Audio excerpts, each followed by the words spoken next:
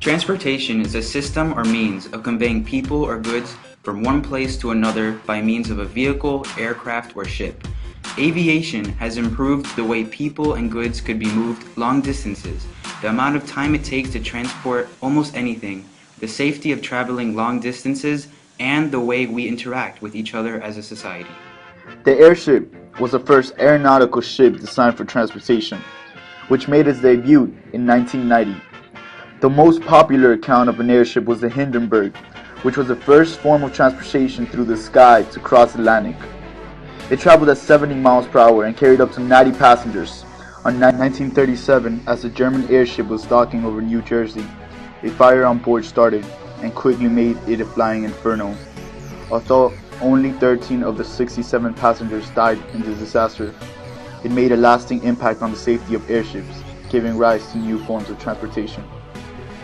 The Wright brothers, two Americans credited for the invention of the airplane, innovated a new form of transportation, a heavier-than-air human form of flight. The Wright brothers developed a bi-airplane with 4 wings. Their design was unlike anything seen before because of the 3-axle control mechanism which allowed pilots to maneuver the plane. This innovation inspired a revolution in transportation that technologically accelerated our past into our present. Many inventors started contributing to this new sky race, and by 1917, planes were incorporated into many different forms, designs, and even as fighters on World War I.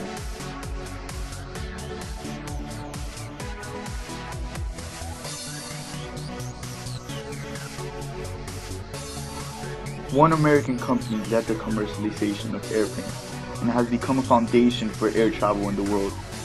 Founded by William E. Boeing in 1916 at the onset of World War I, the Boeing Company became the first mass producer of airplanes and even seaplanes for the U.S. Navy.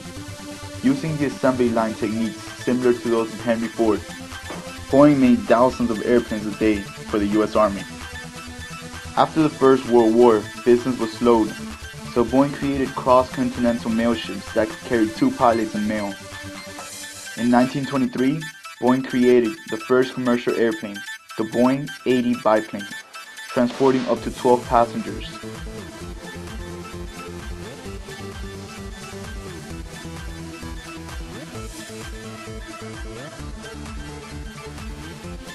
Boeing's innovation led to a commercial airplane transportation, but their biggest job came in 1940, before World War II.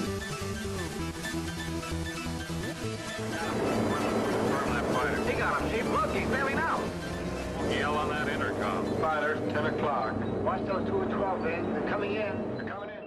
The Boeing Company was drafted into the war and made a number of airplanes, including all the B bombers for the war. The Boeing Company even made and designed the B-29 Enola Gay that flew over Hiroshima and dropped the first atomic bomb. After World War II, the company had gained a lot of technological developments. The company developed some incorporated technology from jet fighters into jet-line airplanes. The Boeing 707 was developed and gave rise to the current form of jet airplanes we use today.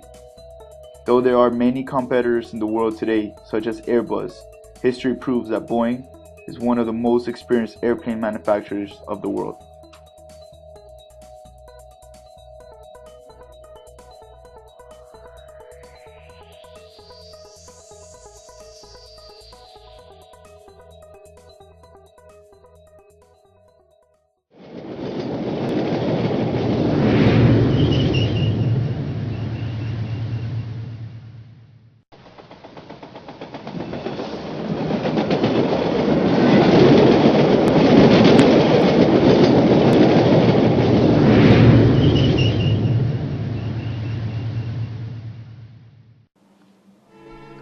With airplanes, we are able to travel faster and farther than ever before, traveling from point A to B with little stress and hassle.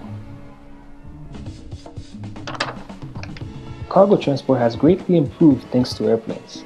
An average Airbus A340 can carry 16 to 20 tons of goods and travel 545 miles an hour, compared to a cargo ship's 10 to 12 ton at 11 to 17 miles an hour.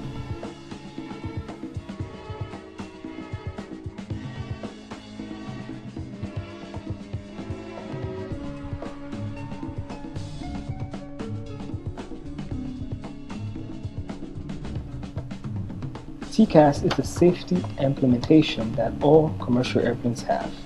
It enables the pilot to know of any nearby airplanes, as well as gauge the altitude of the plane to avoid flight conflicts.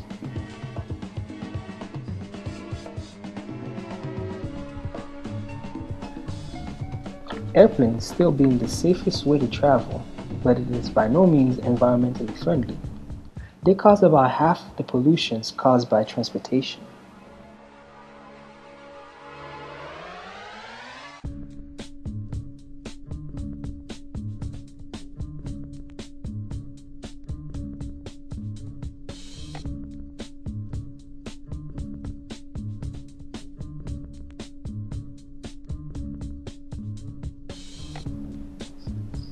Noise pollution is a great concern about planes.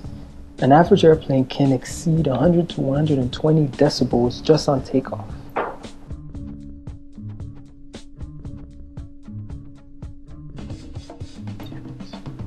Not to mention the high cost for consumer travel, which can be anywhere from $200 to over $2,000.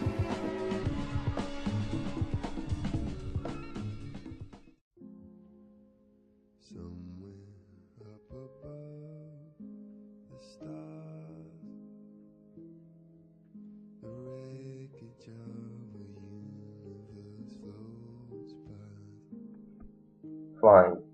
We all know how it's like. The haste, the clutter, the sometimes panicky sense of needing to get somewhere with your wits still intact.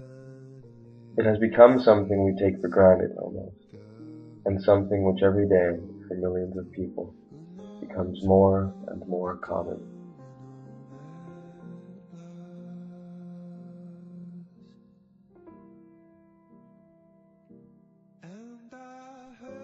And yet, it is one of the proudest dreams man has made come true, allowing us not only the privilege of getting across the world in a mere half a day, but the wings to do so.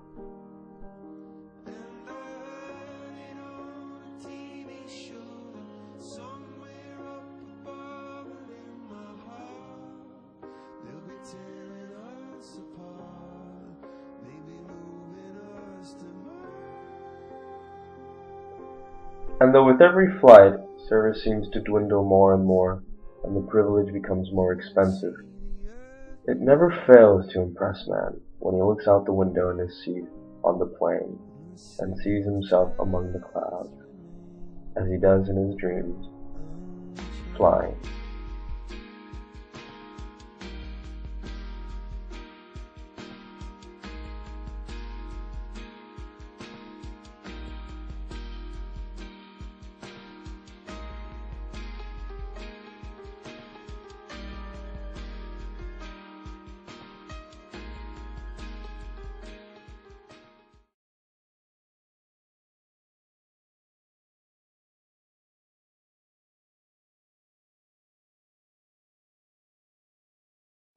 This personal flying machine doesn't actually exist yet, but its design shows how electric propulsion could offer a wider range of possibilities than turbines and other traditional engines. It's called the Puffin, and it was developed by NASA with engineers from MIT, Georgia Tech, MDOT Aerospace, and the National Institute of Aerospace. The aircraft lands and takes off like a helicopter, with a tail section that splits open to reveal the landing gear.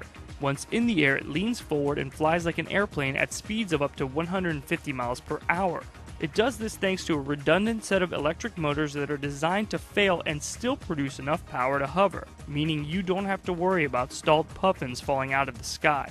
The electric motors are quieter, cleaner, and lighter than traditional engines. The whole aircraft weighs just 400 pounds. But with a battery life of 50 miles, it's not meant for long hauls. Still, flying over that rush hour gridlock would be very nice. The vehicle is environmentally friendly because it essentially has no emissions. Also, puffins tend to live in solitude, only ever coming together on land to mate, and ours is a one-person vehicle. A scaled-down remote-controlled model of the aircraft is under construction by one of NASA's research partners, with hover tests scheduled for March and flight transition tests after that.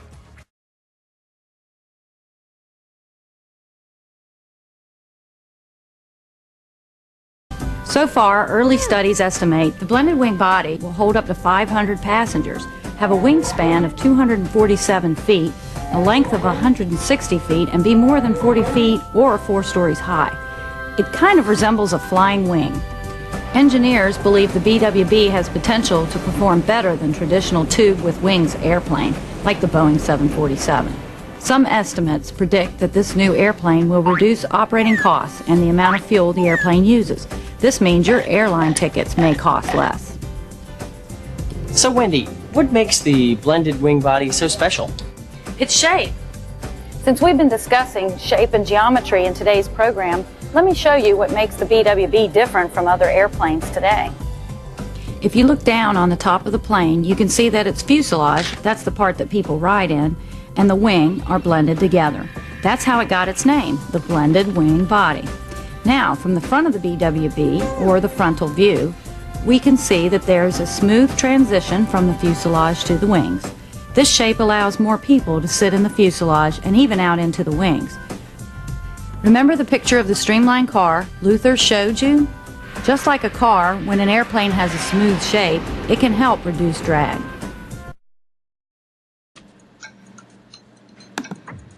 Engineers at NASA and major aerospace contractors such as Boeing and Lockheed Martin have started putting pen to paper to determine how the future may play out. Personal airplanes may be one way to go. Ideally, ordinary people will be able to climb into their own airplanes, take off, and fly anywhere from 100 to 500 miles at a speed of up to 200 miles per hour. Either the plane will fly themselves, or the task of piloting will be so heavily automated even a minimally trained person would be able to master it. Mass production could bring the cost down so much that millions of Americans could afford their own aircraft. In order to be able to reach the point of personal airplanes, NASA's Jordan Flight Research Center developed the Intelligent Flight Control System that utilizes an onboard neural network to adapt to unexpected failures. In the system, you'll be able to punch in a destination and a virtual route would appear on the display. All of this with the purpose of taking the most dangerous and difficult functions out of the hands of the pilot and ship them to the aircraft's electronic nerve center, an essential step towards the day when planes become as easy to operate as cars.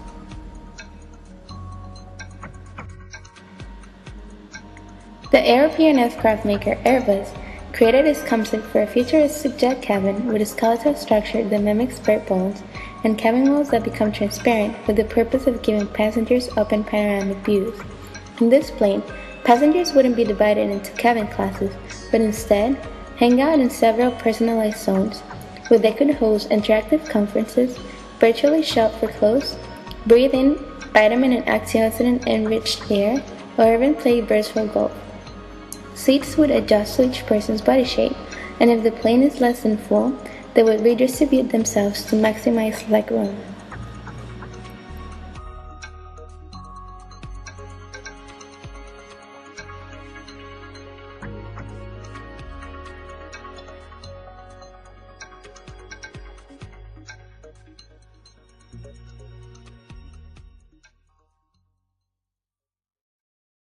One, two, three, well.